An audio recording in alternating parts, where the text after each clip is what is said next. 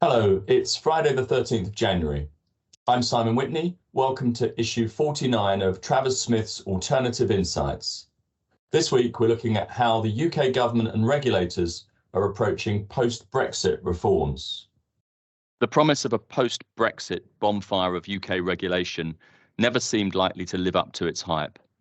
In politics, the reality rarely matches the rhetoric, and in this case, that would be no bad thing. The business and finance community has been pushing the government to moderate its ambition to review or revoke EU-derived laws by the end of this year, a time frame that is as unrealistic as it is worrying. Still, one might have expected that the rhetoric would at least point to a consistent direction of travel, a commitment perhaps to ease unnecessary burdens, and certainly not to impose new ones. Unfortunately, some of the regulatory changes proposed recently suggest that there may be a disconnect between the government's right hand and its left.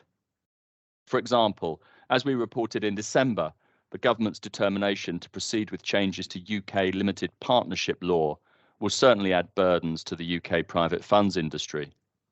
Some of the changes are sensible and proportionate and have been under discussion for some time, but the latest proposals, which are included in a bill that's currently before Parliament, go beyond what's necessary to curb misuse. Unless amended, these will damage British competitiveness, driving UK firms even further towards foreign fund structures.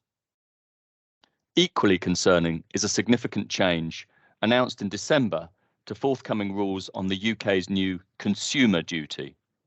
The rules themselves, published in July 2022 by the UK regulator, the FCA, and effective from July 2023, will require regulated firms to, quote, act to deliver good outcomes for retail customers. Although that's a laudable aim, the new rules are wide-ranging, detailed, and onerous, requiring a significant investment of resource by affected firms with relatively little time to prepare.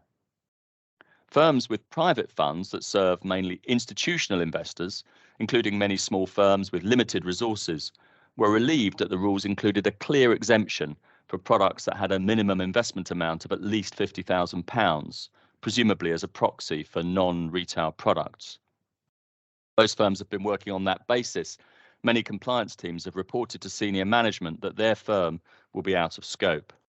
It was therefore alarming that at the end of last year, the FCA said it was proposing to amend the rules in a way that would remove that £50,000 threshold for investment funds, apparently arguing that the more restricted scope, which seemed eminently sensible to most observers, was not intended. If the FCA proceeds with that change, the additional costs and disruption for many private markets firms will be dramatic. This all comes on the back of the FCA's new investment firms prudential regime.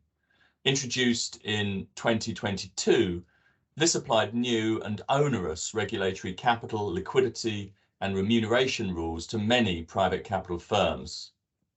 This was a UK-specific regime introduced after Brexit. Although it was modelled on a new EU regime, anecdotal evidence suggests that the UK IFPR has impacted more private capital firms than its EU equivalent. These 500 plus pages of additional UK rules hardly amount to cutting red tape.